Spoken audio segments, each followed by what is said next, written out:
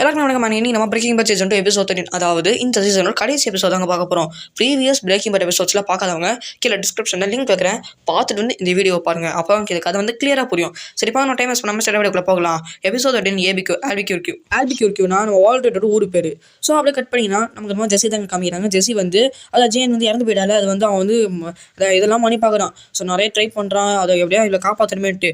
அப்புறமா வந்து அவன் உணர்ந்துடுறான், அவ்வளோதான் ஜேன் செத்து போயிட்டா அப்படின்ட்டு. ஸோ ரொம்பவே அழுகுறான். ஸோ அப்புறமா அவன் என்ன பண்ணுறான் பார்த்துருந்தீங்கன்னா, நம்ம வால்டருக்கு ஃபோன் பண்ணி இந்த மாதிரி வந்து ஜேன் இறந்துட்டா, எப்படி இறந்தான்னு தெரில, இறந்தே போயிட்டான்னு சொல்லும்போது, சரி ஓகே இரு நான் சாலுக்கு ஃபோன் பண்ணுறேன் அப்படிமா நம்ம தலைவன் தெரியாத மாதிரி பண்ணுறான். நம்ம தலைவன் வந்து எல்லா வேலையும் பார்த்துது. ஸோ அதை சின்ன காப்பாற்றிருக்கலாம். ஆனால் வந்து அவர் வந்து வேணாம், இவளால் தான் நம்ம ஜெஸி வந்து கெட்டு போயிட்டா அப்படின்ட்டு இவர் என்ன பண்ணுறான்னா, ஒன்றும் தெரியாத மாதிரி அப்படி விட்டார்ல. ஸோ அப்படியே அதை தான் சாவச்சிட்டார்ல. அதுக்கப்புறமா என்ன பண்ணுறாரு, சாலுக்கு ஃபோன் பண்ணி இந்த மாதிரி நடந்ததை சொல்கிறாரு. அப்போ ஜெஸி உட்காந்துட்டு இருக்கான். அப்போ அந்த இடத்துக்கு மைக் அப்படின்னு ஒருத்தர் வராரு. இவர் ரொம்ப முக்கியமான கேரக்டர், நல்லா ஞாபகம் வச்சுக்கோங்க. ஸோ மைக் அப்படின்னு ஒருத்தர் வராரு. அவர் வந்ததுக்கப்புறமா வந்து உள்ள ரூமாக காமிக்கிறான் ஜெஸி. ஸோ அங்கே இருக்கிற வந்து இந்த ஊசி எல்லாத்தையும் அது இது லொட்டு ரோஸ்குண்டு எல்லாத்தையுமே எடுத்துடுறாரு. ஸோ அதுமே க்ளீன் பண்ணதுக்கப்புறமா வந்து வேறு ஏதாவது ட்ரக்ஸ் எதாவது இருக்கா, பேண்டிங் எதாவது இருக்கா அப்படின்னு கேட்கும்போது, இல்லை வேறு எதுவும் இல்லை, ஊசி எதுவும் இல்லைன்னு சொல்லும்போது எதுவுமே இல்லை அப்படின்னு சொல்கிறான். நம்ம ஜெஸி அழுதுகிட்டே இருக்கான். டேய் எதுக்கு அழுதுட்டு இருக்க, அவதான் போயிட்டால, இதுக்கப்புறம் என்ன அழுதுட்டு இருக்க, விடு பார்த்துக்கலாம் அப்படின்னு சொல்லும்போது அவன் அழுதுகிட்டே தான் இருக்கான். இவருக்கு சமகாண்டாவது, ஏன்டா ஒரு இதுக்கெல்லாம் பொம்பளை மாதிரி அழுதுட்டு இருப்பா அப்படின்ட்டு சமகாண்டாரு. அவரு காண்டா என்ன பண்ணாரு, ஜெஸி கண்ணத்துல வைக்கிறாரு. அழுவாத அப்படின்ட்டு என்ன பண்ணுறான்னா ஃபோன் எடுத்து வீட்டை கொடுக்குறாரு. இவர்கிட்ட ஜெஸி கிட்ட கொடுத்து என்ன சொல்கிறான்னா, உனக்கு ஒன்றுமே தெரியாது ஓகேவா, காலையில் எழுந்து பார்த்தா அவள் செத்து போயிட்டா, அதுதான் நீ வந்து போலீஸ் கிட்ட சொல்லணும், வேறு எதுவும் சொல்லிட்டேன்னா நீ தான் மாட்டிப்ப, உனக்கு தூக்கி ஜெயிலில் போட்டெல்லாம் போட்டுவாங்க, அதெல்லாம் சால் பார்த்துப்பாரு அப்படின்னு மாதிரி வந்து நம்ம மைக் சொல்கிறாரு. ஸோ அவனுமே ரிப்பீட் பண்ண சொல்கிறேன், இந்த மாதிரி தான் போலீஸ் கிட்ட சொல்லணுன்ட்டு. சரி ஓகேன்னு அவன் என்ன பண்ணேன், ஃபோனை வாங்கி போலீஸ் கிட்ட நான் இந்த மாதிரி சொல்கிறேன், அதாவது காலையில் எழுந்து பார்த்தா அவள் செத்து போயிட்டா அப்படின்னு தான் சொல்லும்போது சரி ஓகே அப்படின்னு மாதிரி ஃபோனை வாங்கிக்கிறான். இப்படி கட் பண்ணி நான் வால்ட் எடுத்து காமிக்கிறாங்க. ஸோ வால்ட் வந்து ஜூனியர் அப்படின்னு கூப்பிட்றா, நான் ஜூனியர் வரமாட்டான். அப்போ வந்து ஸ்கேலர் என்ன சொல்கிறான், இப்போ ஜூனியர் இல்லை ஃப்ளின்னு கூப்பிடுன்னு சொல்லும்போது, ஃப்ளின் அப்படின்னு சொல்லும்போது அவன் வந்து என்ன சொல்கிறான், நீங்கள் இங்கே வாங்கன்னு சொல்கிறான். அங்கே போய் பார்த்தா நம்ம அவன் ஒரு வெப்சைட் ஆரம்பிச்சுதான் தெரியுமா, அந்த வெப்சைட்லேருந்து நிறைய காசு வருது. இதெல்லாம் பார்த்து ஸ்கேலரும் அவனும் ரொம்ப சந்தோஷப்படுறாங்க. ஸோ இவனுமே நம்ம வால்ட்ரைட்டுமே சந்தோஷப்படுறாரு, ஏன்னா அவங்க குடும்பம் சந்தோஷமாக இருக்கிறனால பார்த்துட்டு இவருமே சந்தோஷப்படுறாரு. ஆனால் காசு எல்லாமே போடுறது நம்ம வால்ட்ரைட் தான். ஏதோ ஒரு டெக்னீஷியன் வந்து வால்ட்ரைட் காசு வாங்கி இந்த மாதிரி வந்து வெப்சைட்டில் வந்து ஒவ்வொரு அக்கௌண்ட்லேருந்து காசு போட்டுட்ருக்கான். ஸோ அதெல்லாமே நம்ம வால்ட்ரைட் பார்த்து சிரிச்சிட்டு தான் இருக்காரு. இருந்தாலுமே அவனுக்கு வந்து ஒரு மாதிரி இருக்குது, என்னன்னு தெரில. ஸோ அவருக்கு ஒரு மாதிரி இருக்குது. அதுக்கப்புறம் அதை கட் பண்ணி அவங்க நம்ம ஜேனோட அப்பா தான் காமிக்கிறாங்க. ஜேனோட அப்பாவுக்கு ஜேன் இறந்ததை சொல்கிறாங்க. ஸோ அவர் ரொம்பவே ஃபீல் பண்ணுறாரு. அவர் ஒரு மாதிரி ஆடி போயிட்டார். ஐயோ நம்ம பொண்ணு இறந்து போயிட்டாள் அப்படின்ட்டு வந்து ஆடி போயிட்டு காரை நிறுத்திடுறாரு. நேற்று தான் நம்ம பொண்ணை பார்த்தோம், அதுக்குள்ளே இந்த பொண்ணு இறந்து போயிடுச்சு அப்படின்ட்டு அவர் ரொம்ப ஆடி போயிருக்காரு. ஸோ அப்புறமா வந்து நம்ம வீட்டில் தான் காமிக்கிறாங்க, ஜேன் வீட்டில் காமிக்கிறாங்க. ஜேனை வந்து அப்படி என்ன பண்ணுறாங்கன்னா பண்ண வேண்டிய வேலை எல்லாம் பார்க்குறாங்க. அப்போ வந்து நம்ம ஜெஸியை விசாரிக்கும் போது காலையில் எழுந்து பார்த்தா செத்து போய் கண்டா அப்படின்னு மாதிரி சொல்கிறாங்க. ஸோ அப்போ வந்து நம்ம ஜேனோட அப்பா வராது. ஜேனோட அப்பா வந்து ஒரு தலையை திருப்பிடான், ஏன்னா ஜேனோட அப்பா பார்க்கறதுக்கு கூட இவங்களுக்கு ஒரு மாதிரி இருக்குது. அப்புறமா வந்து என்ன பார்த்தீங்கன்னா வால்டர் வீட்டில் காமிக்கிறாங்க. ஸோ அவருக்கு வந்து நமக்கு நிறைய காசு வருது. இதெல்லாம் பார்த்துட்டு ஸ்கைலரும் இவனுமே வந்து ரொம்ப ஹாப்பியாக வராங்க. அந்த சவுண்டு டொயும் கேட்குது இல்லை, அதனால் வந்து நம்ம வால்டர் சமகாண்டாவது. அப்புறமா என்ன பண்ணா பார்த்தீங்கன்னா பாத்ரூம் வந்து செகண்ட் ஃபோன் வச்சுருப்பாரு. அந்த செகண்ட் ஃபோன் எடுத்து ஜெஸிக்கு ஃபோன் பண்ணி என்ன ஆச்சுன்னு கேட்கும்போது அவன் அந்த இடத்துல சொல்கிறா, சரி பயப்படாது அப்படின்னு மாதிரி வந்து நம்ம வால்டர் வந்து அவனுக்கு வந்து ஒரு பூஸ்ட் ஏற்றுறாரு. போய் கட் பண்ணி நம்ம ஹேங்கை தான் காமிக்கிறாங்க. ஸோ ஹேங்க் வந்து வால்டர் ஃபோட்டோ வச்சு ஒரு கேன்சர் இருக்கு, ஒரு கொஞ்சம் காசு கொடுங்கன்னு சொல்லிட்டு எல்லாருக்கிட்ட காசு கலெக்ட் பண்ணிட்டு இருக்காரு. அப்புறமா கேஸுக்குள்ளே வராது. ஸோ என்னன்னா அவன் ஃப்ரெண்டு ஜெஸியோட ஃப்ரெண்ட் ஒருத்தர் இருந்திருப்பான் தெரியுமா, அவன் கையிலுமே வந்து நம்ம ஹெய்சன்பர்கோட மெத்து இருந்துச்சு. ஸோ அப்போனா வந்து ஹெய்சன்பர்க் இன்னும் சாவலை. நீங்கள் கேட்பீங்க ஹெய்சன்பர்கோட பழைய மெத்தா கூட இருக்கலான்ட்டு. பட் இப்போ வந்து கொஞ்சம் ஏரியாவில் வந்து இந்த மெத்தை வந்து சப்ளை ஆகிட்டு இருக்கு. அதுவே ஹெய்சன்பர்க் அரெஸ்ட் ஆகிட்டு தான் இதை அப்படியே நிறுத்திருப்பாங்க. ஆனால் இது வந்து எல்லா ஏரியாலையும் இப்போ வித்துட்டு இருக்கிறதுனால ஒரு வேலை ஹெய்சன்பர்க் நம்ம வந்து மாற்றி ஒருத்தனை பிடிச்சிட்டு ஹெய்சன்பர்க் இன்னும் உயிரோடு தான் இருக்கானா, அவன் இன்னும் ரிலீஸ் ஆகிட்டு அவன் வந்து ஜெயில் அரெஸ்ட்டில் இல்லை அப்படின்னு மாதிரி வந்து ஹேங்க் சொல்கிறாரு. ஸோ அதுக்கப்புறமா இவங்களுமே வந்து பார்த்துக்கிட்டே இருக்காங்க. அதான் இவங்க லேப்டாப் பார்க்குறாங்க, நிறைய காசு வருது. அப்புறமா ஆல்ட்ரேட்டை காமிக்கிறாங்க. ஸோ அவர் வந்து நம்ம மைக்கு கிட்ட வந்து ஜெஸின்னு கேட்கும்போது இந்த இடத்துல தான் இருக்கான், இந்த இடத்துல நிறைய போலீஸ் நோட்டை விட்டுருப்பாங்க, கொஞ்சம் பார்த்து போய்ட்டு சொல்லும்போது நம்ம வால்ட்ரேட்டும் சரி ஓகே அங்கே போகிறாரு. அங்கே போய் பார்த்தா போதையில் படுத்துட்டு இருக்காங்க.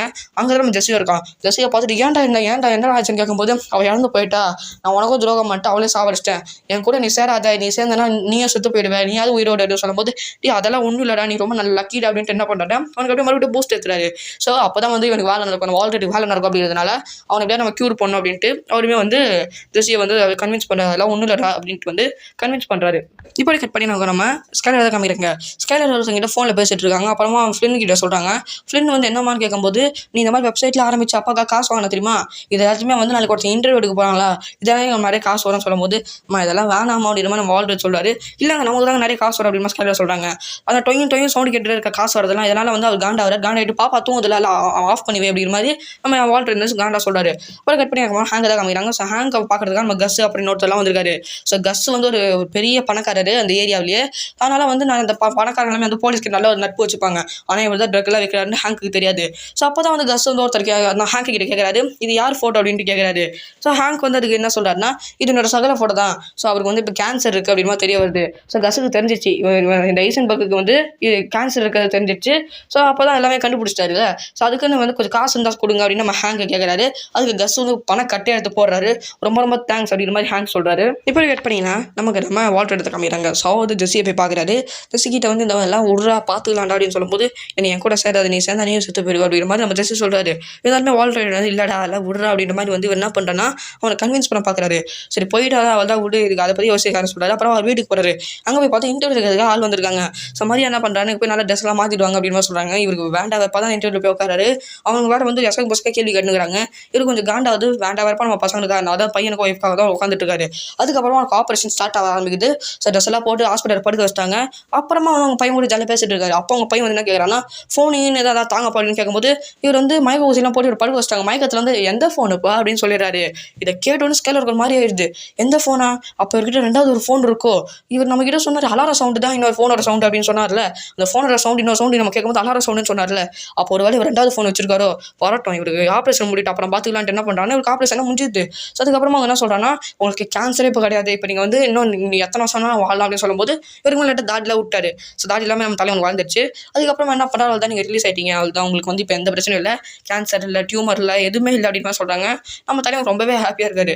அவள் தான் அவர் ரொம்ப ஜாலியாக இருக்காரு. அப்புறம் வீட்டுக்கு வராரு. வீட்டுக்கு வந்ததுக்கப்புறம் ஸ்கேலர் என்ன பண்ணுறான்னா துணிமணிலாம் பேக் பண்ணுறாங்க. பேக் பண்ணிட்டு எங்கே போகிறேன்னு அவர் கேட்கும்போது, நான் பாப்பா ஃப்ளின் 3 பேரை வந்து 3 நாள் நாங்கள் 2 நாள் வந்து நாங்கள் ஹேங்க் வீட்டில் தாங்க போகிறோம் சொல்லும்போது, நானும் வரேன்னு சொல்லும்போது, இல்லை நீங்கள் தனியாக இருங்கன்னு சொல்கிறாங்க.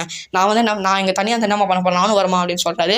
இல்லை உங்ககிட்ட 2வது ஃபோன் இருக்கிற எனக்கு தெரியும் அப்படின்னு சொல்லும்போது, 2வது ஃபோன் கிடையாதுன்னு சொல்லும்போது, இல்லையே நீங்கள் அந்த மயக்கத்தில் சொன்னீங்க, அதாவது வந்து அவர் சொன்னதை சொல்கிறாங்க. எந்த ஃபோனுன்னு நம்ம ஃப்ளின் வந்து கேட்டேன், ஃபோன் இருந்தால் தாங்கன்னு சொல்லும்போது நீங்கள் வந்து எந்த ஃபோனுன்னு கேட்டிங்களே, எங்கள் அப்பவே புரிஞ்சிடுச்சு உங்ககிட்ட 2வது ஃபோன் இருக்குன்ட்டு. சரி இப்போ 2வது ஃபோன் இருந்தால் என்னன்னு கேட்கும்போது, நீங்கள் ஒருத்தவங்களோட அஃபார் வச்சிருப்பீங்க அப்படின்னு மாதிரி சொல்கிறாங்க. எந்த வயசில் நான் யார் கூட அஃபார் வச்சிருப்போம் சொல்லும்போது, எனக்கு இன்னும் அது எல்லியோட ஒய்ஃப் கிரச்சலோட தான் இருப்பீங்களோ தோணுது அப்படின்னு சொல்கிறாங்க.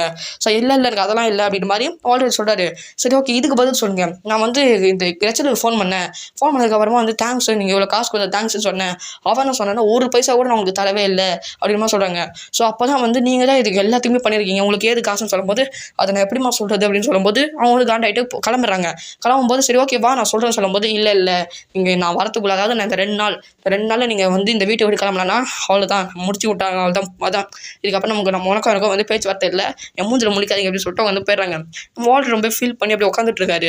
ஸோ அப்படியே அவங்க வாசல் அப்படியே உட்காந்துட்டு இருக்கும்போது என்ன ஆகுதுன்னு பார்த்துட்டிங்கன்னா, இந்த இவருக்கு நம்ம ஜேனோட அப்பா ஸோ அவரை காமிக்கிறாங்க. அவர் வந்து நேவிகேட்டர் வேலை செய்கிறாரு. இந்த பிளேன்லாம் வந்து எதிராக வந்துச்சுன்னா அந்த பிளேன் இங்கே வந்து ரைட்டில் போங்க லெஃப்ட்டில் போங்க சொல்லுவாங்கள்ல, அந்த மாதிரி ஒரு வேலை பார்க்குறாரு இவர்.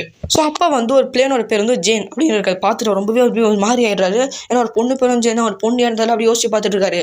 ஸோ அப்போ ஒரு பிளேன் நேராக வருது. இவர் அப்படியே அந்த ஜேனுங்கிற அந்த பிளேனே பார்த்துட்டு இருக்காரு. ஆனால் வந்து அந்த இன்னொரு பிளேனை வந்து இடிக்கிறத பார்க்கல. டக்குன்னு இன்னொரு பிளேனை மோதுது. ஸோ மோதின ஒரு என்ன ஆகுதுன்னு பார்த்துருந்தீங்கன்னா, நமக்கு அப்படியே நம்ம வால்டர் ரைட்டில் தான் காமிக்கிறாங்க. அவர் வந்து ஜாலியாக உட்காந்துட்டு இருக்கும்போது மேலே பார்க்குறாரு.